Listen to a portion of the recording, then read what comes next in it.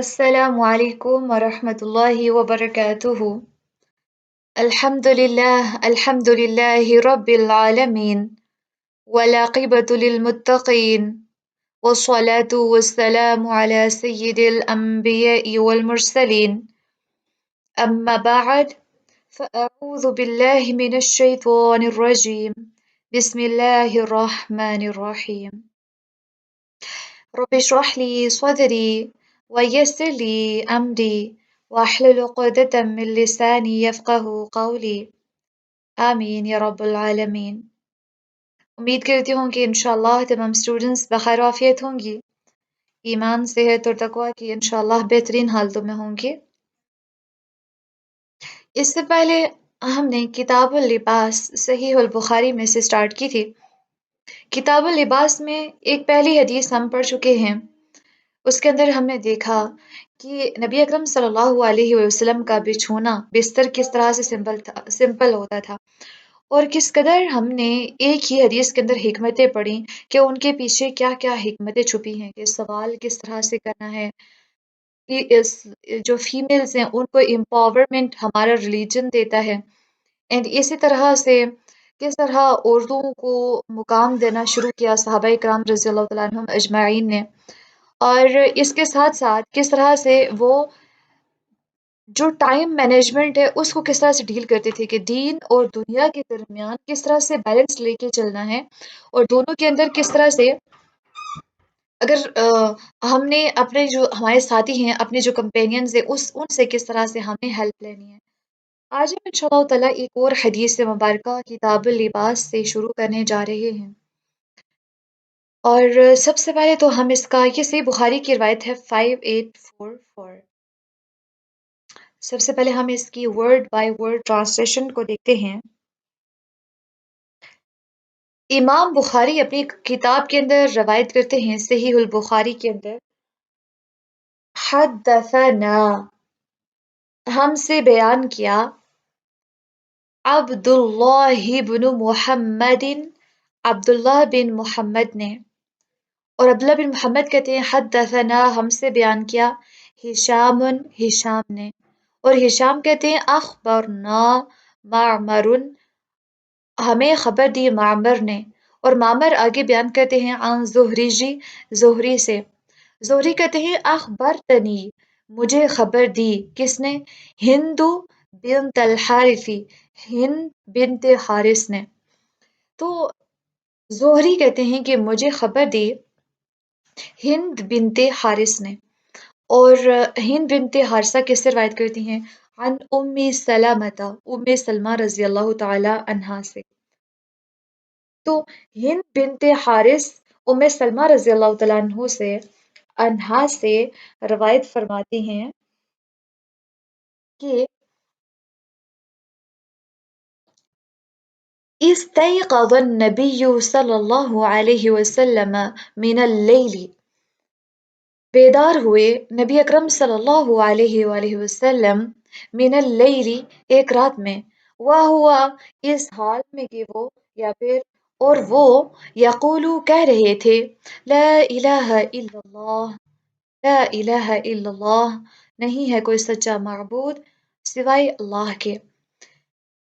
تو ہند بنت حارث ام سلمہ رضی اللہ تعالیٰ عنہا سے روایت کرتی ہیں کہ ایک رات نبی اکرم صلی اللہ علیہ وسلم بیدار ہوئے اور وہ کہہ رہے تھے لا الہ الا اللہ۔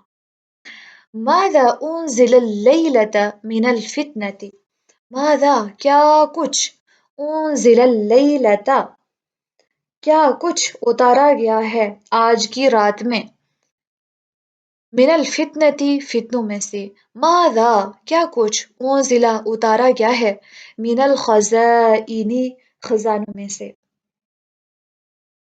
نبی اکرم صلی اللہ علیہ وسلم جب بیدار ہوئے تو کہے تھے لا الہ الا اللہ، کیا کچھ اتارا گیا ہے آج کی رات میں فتنوں میں سے، کیا کچھ اتارا گیا ہے خزانوں میں سے۔ من یوقظ، کون جگائے گا، کون بیدار کرے گا یا کون اٹھائے گا، صواحب الحجرات، ان حجروں میں یا حجرے میں سونے والیوں کو، من یوقظ، کون بیدار کرے گا، کون جگائے گا، صواحب الحجرات، حجرے میں سونے والیوں کو، کم من قاسیت فی الدنیا، کتنی ہی لباس پہننے والیاں دنیا میں، عاریتیاں، عاریتی یوم القیامہ، قیامت کے دن ننگی ہوں گی یا عاری ہوں گی، کتنی ہی لباس پہننے والیاں دنیا میں، یعنی کہ جو دنیا میں لباس پہنتی ہیں، کتنی ہی دنیا میں لباس پہننے والیاں جو لباس پہنتی ہیں، قیامت کے دن عاری ہوں گی یا ننگی ہوں گی۔ یہاں تک حدیث ہوگی کمپلیٹ۔ اب زہری جو یہ روایت ہند بنت حارث سے کہتے ہیں، حارث سے روایت کرتے ہیں، زہری کہتے ہیں قال الزہری وکانت عند لها ازدار فی کمیہا بین اصابعها، کہتے ہیں کہ ہند بنت حارث، ان کے بٹن تھے، ان کے بٹن تھے فی کمیہا بین اصابعها، ان کی آستین میں، ان کی انگلیوں کے درمیان، فی کمیہا ان کی آستین میں، بین اصابعها ان کی انگلیوں کے درمیان تک کیا تھا، وکانت تو تھی ہندن، ہند اللہ ہند کے لیے، ازدار بٹن فی کمیہا ان کی آستین میں، بین اصابعها ان کی انگلیوں کے درمیان۔ نبی اکرم صلی اللہ علیہ وسلم رات کے وقت بیدار ہوئے اور کہا لا الہ الا اللہ، اللہ کے سوا کوئی معبود نہیں، کیسی کیسی بلائیں اس رات میں نازل ہوئی ہیں اور کیا کیا رحمتیں اس کے خزانوں میں سے اتری ہیں، جس کی ہم نے ورڈ بائی ورڈ ٹرانسلیشن کی کہ کیا کیا کچھ اتارا گیا ہے آج کی رات میں فتنوں میں سے، اور کیا کچھ اتارا گیا ہے خزانوں میں سے۔ کون اٹھائے گا، یا کوئی ہے جو ان حجرے والیوں کو بیدار کرے یا حجرہ والیوں کو اٹھائے؟ دیکھو بہت سی دنیا میں پہننے اوڑھنے والیاں آخرت میں ننگی ہوں گی، اور زہری کہتے ہیں کہ ہندا جو ہے نا، جو ہند جن سے یہ روایت جو خود کہہ رہی ہیں ام سلمہ سے، ان کا خود کا حال کیا تھا کہ اپنی آستینوں میں انگلیوں کے درمیان گڈیاں لگاتی تھیں تاکہ صرف انگلیاں کھلیں، اس سے آگے نہیں۔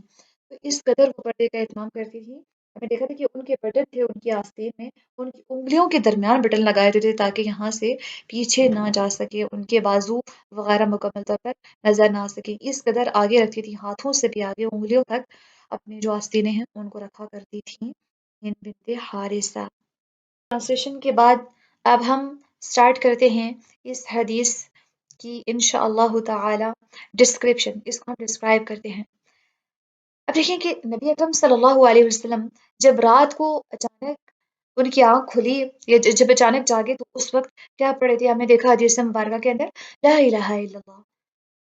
تو جب بھی ہماری رات کو آنکھ کھلے تو ہم کیا کرتے ہیں، یہ ہمیں دیکھنا چاہیے۔ کیا ہم اس جب رات کے وقت جاگتے ہیں تو کوئی دعا ہم پڑھتے ہیں، یا اچانک سے اگر نیند سے اگر آنکھ کھل جاتی ہے تو ہمیں کوئی دعا آتی بھی ہے؟ تو اگر اچھا یا برا خواب آتا ہے یا پھر اچانک آنکھ کھل جائے تو ہمیں کیا کرنا چاہیے؟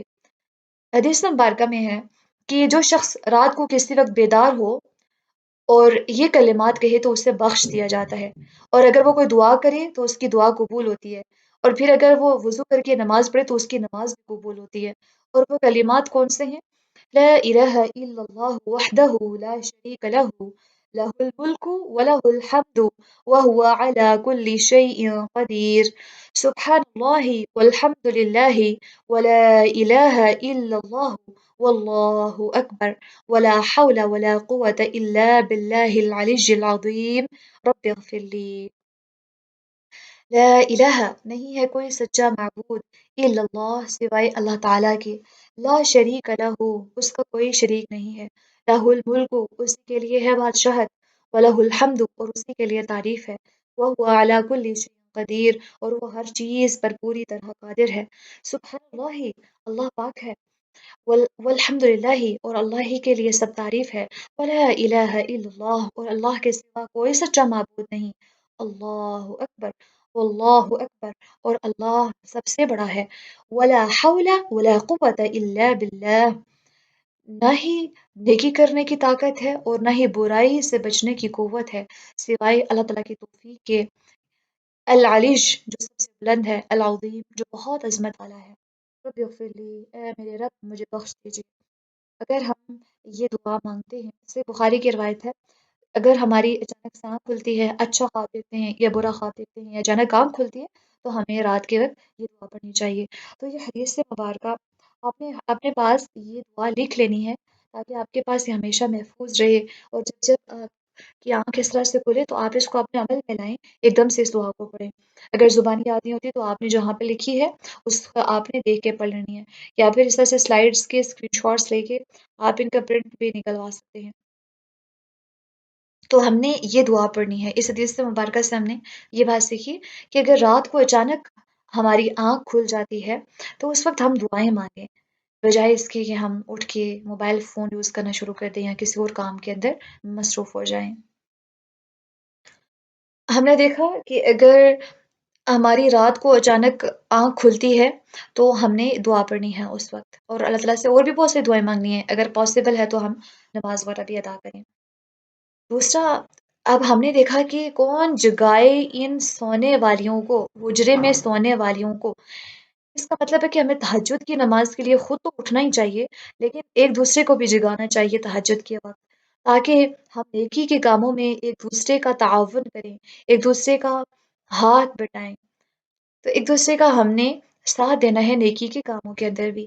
ہم اگر اپنی روٹین کو چیک کریں، اپنی ایک چیک لسٹ رکھیں، تو آپ دیکھیں کہ آپ دوسروں کے نیکی کے کاموں کے اندر کتنی مدد کرتے ہیں۔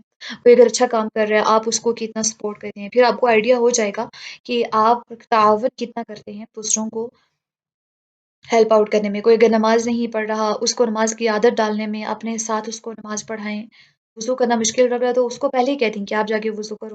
اس طرح سے قرآن پڑھنا مشکل لگ رہا ہے تو تھوڑا تھوڑا ان کو کام دیں تاکہ وہ نماز کو ادا کر سکیں۔ اس کے ساتھ ساتھ دیکھیں کہ ہم نے دیکھا کہ حضرت ہند جو تھیں رضی اللہ تعالیٰ عنہ، انہوں نے اپنی آستینیں جو تھی نا، آستینوں میں انگلیوں کے درمیان گنڈیاں لگائی تھیں، تاکہ صرف انگلیاں کھلیں، اس سے آگے جو پیچھے والا ہاتھ کا حصہ ہے یہ نہ کھلے۔ اس کا مطلب ہے کہ انسان کے جو ہاتھ ہے نا، ان کے اندر بھی حسن ہوتا ہے عورت کے، اور اسے ضرورت کے وقت چھپا لینا چاہیے۔ اب کچھ لوگ کہتے ہیں ہاتھوں کا بھی پردہ ہے کیا؟ دیکھیں، اگر کچھ لوگوں کے ہاتھ ایسے ہوتے ہیں جن سے انسان اٹریکٹ ہوتا ہے، کچھ لڑکیوں کے ہاتھ ایسے، ان کی انگلیاں، ہاتھوں کی شیپ، اللہ تعالیٰ نے ایک حسن رکھا ہے ان کے اندر بھی۔ تو اگر اس سے لگتا ہے آپ کو کہ آپ کے ہاتھ ایسے ہیں جن سے دوسرا کوئی مائل ہو سکتا ہے، تو وہاں پہ پھر ہاتھوں کو وہاں پہ چھپا لیا جائے، اور آج کل تو گلوز آسان ہیں۔ پھر اس کے بعد جو رات کی نماز ہے نا، تو یہ ایمان کو مضبوط کرتی ہے، تو اس لیے ہمیں رات کی نماز کا، قیام اللیل کا خاص طور پر اہتمام کرنا چاہیے اپنی زندگیوں کے اندر۔ مزید دیکھیں، ہم نے جو کتاب لباس میں جو مین بات سٹارٹ کی ہے وہ یہ کہ چست اور باریک لباس جو ہے نا، وہ پہن کر انسان جیسے لباس پہنا ہوا ہے جیسے نہیں پہنا ہوا برابر ہے، یعنی کہ انسان لباس پہن کے بھی ننگا نظر آ رہا ہوتا ہے۔ تو اللہ اکبر، یعنی کہ دنیا میں تو ایسی تھیں عورتیں، ایسی لڑکیاں تھیں جو لباس پہنتی تھیں، لیکن آخرت میں وہ ننگی ہوں گی، ننگی اٹھائی جائیں گی، کیونکہ وہ لباس پہننے کے باوجود لباس سے آری ہوتی ہیں۔ آپ نے دیکھا ہوگا ایون حجاب کے اندر بھی اور ڈریسز کے اندر، جو بہت اچھے ڈریسز، بڑی چادر اڑی ہوئی ہو، تب بھی انسان کی باڈی، انہوں نے اس انداز میں پہنے ہوتے ہیں کپڑے، یا اس انداز میں سلوائے ہوتے ہیں، یا اس انداز میں حجاب لیا ہوتا ہے، اسٹالر لیا ہوتا ہے کہ انسان کا بدن سارا نظر آ رہا ہوتا ہے، انسان کی فزیک سمجھ آ رہی ہوتی ہے کہ اس کی باڈی کیسی ہے۔ چلنے والے کو بھی خود بھی فیل ہو رہا ہوتا ہے کہ میرا جو لباس ہے وہ اتنا چپکا ہوا ہے، یا گاؤن ایسا ہے جو چپکا ہوا ہے۔ تو پھر ایسا لباس پہننا اور نہ پہننا برابر ہے۔ اللہ اکبر، کوئی انسان تصور کر سکتا ہے کہ ننگا ہو کے بازار میں چلنا شروع کر دے، لیکن ہم لباس پہن کے ننگا ہو کے چلتے ہیں اور ہمیں محسوس نہیں ہوتا، ہمیں حیا نہیں آتی۔ اللہ اکبر۔ حضرت ابو ہریرہ رضی اللہ تعالیٰ عنہ اس حوالے سے روایت فرماتے ہیں کہ رسول اللہ صلی اللہ علیہ وسلم نے فرمایا، جہنمیوں کی دو قسمیں ہیں، قسمیں جو ہے نا، دو قسمیں جہنمیوں کی میں نے اب تک نہیں دیکھی۔ ان میں سے ایک وہ لوگ ہیں جن کے پاس بیل کی دموں جیسے کوڑے ہوں گے، جن سے وہ لوگوں کو ماریں گے، اور دوسری قسم ان عورتوں کی ہے جو کپڑے پہننے کے باوجود ننگی ہوں گی، یعنی کہ مائل ہونے والی اور مائل کرنے والی۔ کچھ لڑکیاں لباس ایسے اچھا حجاب بھی ایسے پہنتی ہے نا کہ دوسرے ان کی طرف اٹریکٹ ہو سکیں۔ جو مائل ہونے والیاں اور مائل کرنے والیاں، یہ لباس پہننے کے باوجود ننگی ہوں گی، اور دیکھیں جہنمیوں کی قسم کے اندر ایسے عورتوں کو بتایا we are doing hijab, we are wearing the dresses, but still we are naked. ہم پھر بھی ننگے ہیں. اللہ اکبر. تو ہمیں کپڑے پہننے، اگر ہمارا جو جسم ہے ننگا ہے تو اس کا فائدہ کیا ہے؟ آخر ہمیں یہ سوچنا چاہیے نا. دیکھیں، شیطان نے سب سے پہلا وار کس کے پر کیا تھا؟ حضرت آدم علیہ السلام اور حوا علیہ السلام، ان کے لباس کے پر، کہ ان کی شرمگاہیں ایک دوسرے کے پر واضح کر رہی تھیں. تو لباس اتروانا سب سے پہلا مقصد ہے شیطان کا. کبھی کبھی آپ کے دل میں وسوسے ڈالے گا، اگر ارے تم تو بدو رکھتی ہو، تم تو بوڑھی رکھتی ہو، تم تو بہت موٹی رکھتی ہو حجاب میں، لہٰذا تم نا ایسے ایسے دوڑا کرو تاکہ تم کمزور لگو، پتلی دکھو. اور جسم کو جتنا انسان ننگا کرتا ہے اتنا اس کو لگتا ہے کہ میں بڑا ماڈرن ہوں، میں بڑا فیشن ایبل ہوں. لیکن انسان کو سوچنا چاہیے کہ آخر اگر بازو کو ننگا کر لیا جائے، ٹخنے ننگے کر لیا جائے، ان کا فائدہ کیا ہے؟ اچھا، یہ جو فیشن آپ کر رہے ہیں اس کا کیا فائدہ ہے؟ حجاب کر کے بھی ننگا پن کرنا ہے تو اس حجاب کا کیا فائدہ ہے؟ اور جو شیطان کے راستے کے پر آلریڈی لوگ چل رہے ہیں اس کو فالو اگر کرو گے تو کیا آپ کو حاصل کیا ہوگا؟ آپ اگر پورے دن میں فیشن کر کے بال کھول کے گھوم پھر کے آ جاتے ہیں، آپ واپس گھر میں آتے ہیں، آپ کیا لے کے آتے ہیں اپنے ساتھ؟ کچھ بھی نہیں. کچھ لوگوں کی نظریں وہ بھی چند منٹ کے لیے، کیونکہ آپ گزریں گے کوئی اور آئے گا اس کی طرف ان کی نظریں ہوں گی. تو کیا ہم اتنے سستے ہیں کہ ہم ہر ایک جو غیر مرد ہے اس کو پسند آ جائیں؟ ہم اتنے سستے ہو چکے ہیں. اور دیکھیں کہ ہم اس مرد کو یا غیروں کو پسند کروانے کے لیے ہم اللہ میں معذرت خواہ ہوں، چھین کا جواب دینا چاہیے، یرحمک اللہ.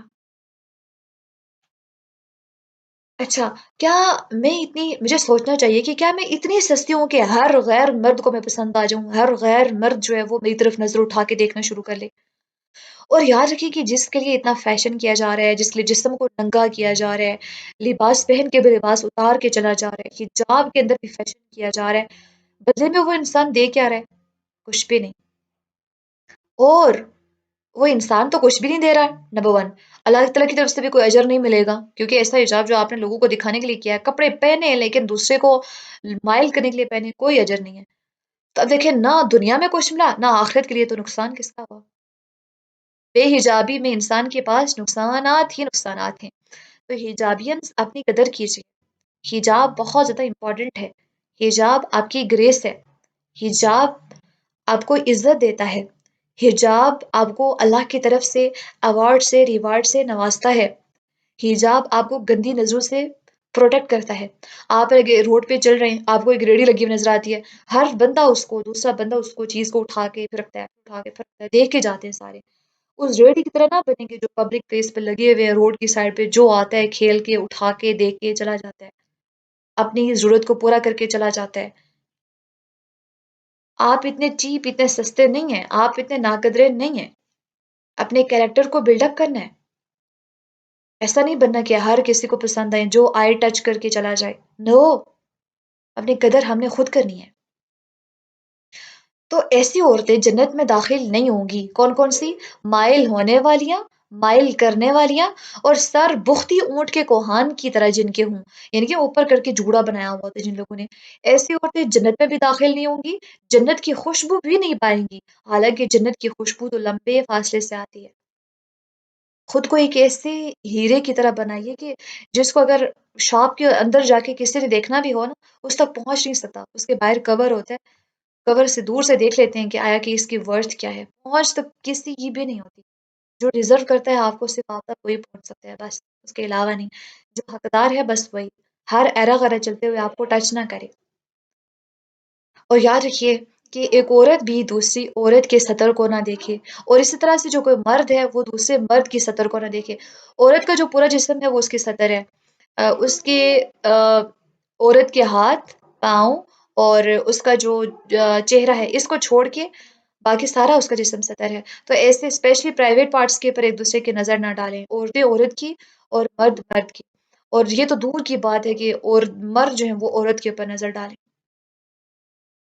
ہاں، اگر اتنے زیادہ دین کے اندر سختی نہیں ہے، اگر ہم ایسے کرنا چاہتے ہیں کہ گھر میں کوئی کام کاج ہے اس کے دوران ہم اپنے پانچے اوپر کر لیتے ہیں، یا اپنے جو ہم بازو ہیں آستینیں ان کو تھوڑا سا اوپر کر لیتے ہیں، وہ نہیں ہوتا کہ ایسے بار بار اگر آگے آ کے بازو ڈسٹرب کرے تو ہم پیچھے کر سکتے ہیں، یا ہم چادر ہٹا لیتے ہیں چادر ایسے، کیونکہ گرمی کی وجہ سے سم ٹائمز ایسا ہوتا ہے، تو ہم اگر گھر کے اندر ایسے تو اس میں کوئی حرج نہیں ہے، اور گھر کے اندر جوڑا بنا سکتے ہیں بوقت ضرورت، ہم یہ سارے کام کر سکتے ہیں۔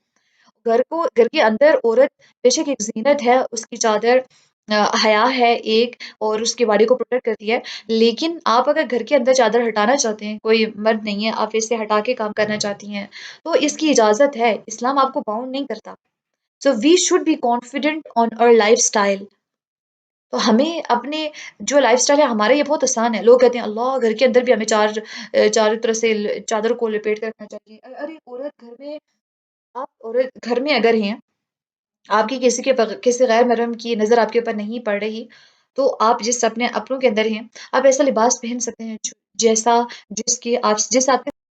آپ کی سطر صرف ڈھکی ہوئی ہو، باقی آپ جس طرح کا لباس پہننا چاہتے ہیں آپ پہنیں، چاہے آپ کو فراکس پہننے ہیں، چاہے آپ کو قمیضیں پہننی ہیں، چاہے آپ کو شارٹ قمیضیں پہننی ہے، پینٹ ایسی پہننی ہے جو تھوڑی سی کھلی سی ہو، اور زیادہ آپ کی چپکی بھی نہ ہو جس کی وجہ سے بالکل آپ کی باڈی ہی ظاہر ہو رہی ہو، لیکن ایسی ہو لیکن آپ پہن سکتے ہیں because you are at home, اور گھر میں آپ کو کوئی باؤنڈ نہیں کر۔ اگر ضرورت ہے کہ آپ اتنے کھلے کپڑے اور ہیوی کپڑے پہن کے کام نہیں کر سکتے، آپ بالکل ہلکے پھلکے پہن لیں۔ جب آپ کو دوسروں کے ساتھ انٹریکٹ کرنا ہے یا جب گھر میں مرد ہیں تو پھر آپ اپنے آپ کو کور کر لیں۔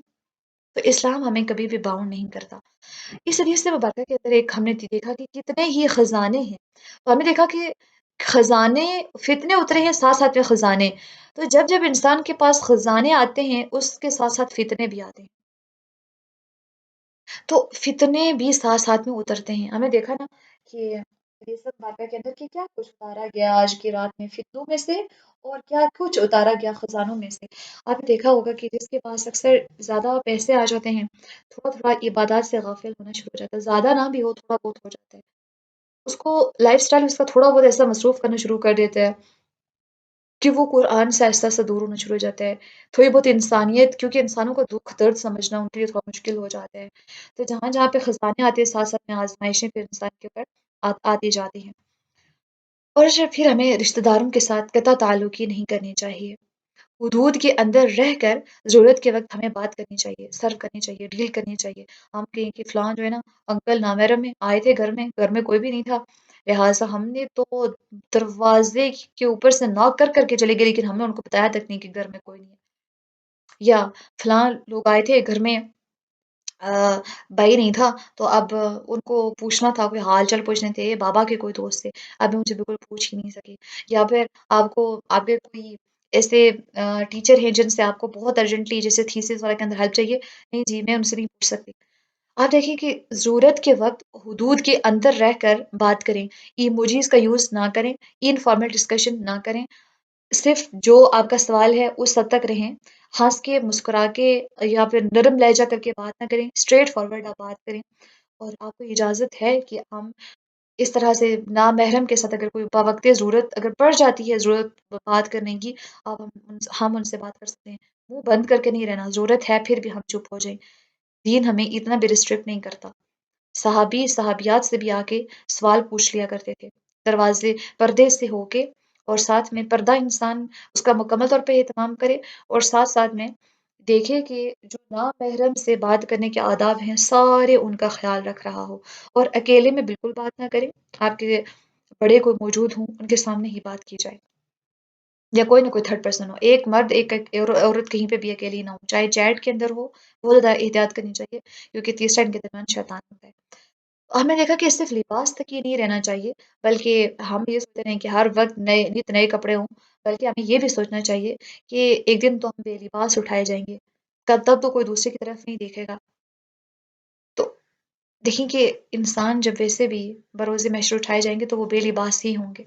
تو یہ حدیث مبارکہ ہمیں بہت گہرے لیسنس سکھا کے جا رہی ہے کہ ہم نے اپنی زندگی کو کس طرح سے موڈیفائی کرنا ہے، کس طرح سے دوسروں کی ہیلپ کرنی ہے، کس طرح سے ہمیں رات کو اگر اچانک آنکھ کھلتی ہے دعائیں پڑھنی ہے، نیکی کے کاموں میں تعاون کرنا ہے، اپنے آپ کو محفوظ کرنا ہے، پبلک پلیسز کے اوپر ہمیں چھوڑ نہیں دینا خود کو، اور اپنے آپ کو پردے کا مقصد سمجھانا ہے کہ پردے کا مقصد کیا ہے، پھر اس پردے کو کرنا ہے، اپنی قدر خود ہم نے کرنی ہے، اور ساتھ میں ہم گھر میں اگر ہم کمفرٹیبل جس لباس میں ہوتے ہیں ہم ویسا پہنیں۔ ایسا بھی نہیں ہو کہ بالکل انسان شارٹس پہن کے گھوم رہا ہو، لیکن ایسے کپڑے پہنے جو آپ جس میں آپ کمفرٹیبل فیل کرتے ہیں، ڈھیلے سے اگر آپ کپڑے پہننا چاہتے ہیں اپنے گھر کے اندر تو وہاں پہ کوئی باؤنڈری نہیں ہے، اور اگر کام کرتے ہوئے سر سے چادر ہٹا کے آپ سائڈ پہ رکھنا چاہتے ہیں دیٹس اوکے، دیٹس فائن، تو یہ ہمیں اسلام یہاں پہ باؤنڈ نہیں کرتا۔ الحمد للہ سب الحمد للہ، اسی کے ساتھ ہماری یہ حدیث مبارکہ ہوئی کمپلیٹ۔ نیکسٹ کلاس کے اندر انشاءاللہ ہم ایک نئی حدیث مبارکہ کے ساتھ آپ کے سامنے حاضر ہوتے ہیں۔ اللہ سبحانہ وتعالیٰ سے دعا ہے کہ اللہ سبحانہ وتعالیٰ ہم سب کو احادیث کو اچھے طریقے سے سمجھ کر پڑھنے کی توفیق عطا فرمائے۔ کتاب اللباس ہمارا چل رہا ہے، ہماری دوسری حدیث مبارکہ یہ تھی جو کہ لباس سے متعلقہ تھی، اور ہم نے دیکھا کہ ہم نے لباس ایسا پہننا ہے جس کے اندر اٹریکشن نہ ہو۔ گھر میں آپ بے شک اٹریکشن والا پہنے، لیکن باہر ایسے جائیں بالکل آپ کی طرف کوئی مائل نہ ہو، کیونکہ مائل ہونے والیاں اور مائل کرنے والیاں دونوں کے دونوں کو جہنمی قرار دیا گیا ہے کہ یہ جہنم میں سے ہیں، بلکہ کچھ ایسی ہیں جن کو جنت کی خوشبو تک بھی نہیں پہنچ سکے گی۔ اللہ اکبر! تو دیکھیں نا، جہنمیوں کی دو قسم اب تک میں نے نہیں دیکھی، تو اس میں سے ایک قسم یہ ہے ایسی عورتوں کی جو مائل ہوتی ہیں اور جو مائل کرنے والی ہیں۔ کپڑے پہننے کے باوجود ہمیں ننگا نہیں رہنا۔ اللہ سبحانہ وتعالیٰ سے دعا ہے کہ اللہ سبحانہ وتعالیٰ ہم سب کو ایسا لباس پہننے کی توفیق عطا فرمائے جو جس کے بارے میں حکم اللہ سبحانہ وتعالیٰ نے دیا ہے، اور ہم اپنی قدر خود کریں انشاءاللہ تعالی۔ اللہ سبحانہ وتعالیٰ ہمارے لیے پردے کو آسان کر دیں، اور اللہ سبحانہ وتعالیٰ ہر بیٹی کے نصیب اچھے کریں۔ اللہ سبحانہ وتعالیٰ ہر گندی نظر سے سب کو محفوظ رکھیں، اور ہمارے جو مرد ہیں ان کو بھی اپنی نظر کی حفاظت کرنے کی توفیق عطا فرمائے۔ سبحانك اللهم وبحمدك أشهد أن لا إله إلا أنت أستغفرك وأتوب إليك ربنا تقبل منا إنك أنت السميع العليم اللهم صل وسلم على نبينا محمد صلى الله عليه وسلم السلام عليكم ورحمة الله وبركاته.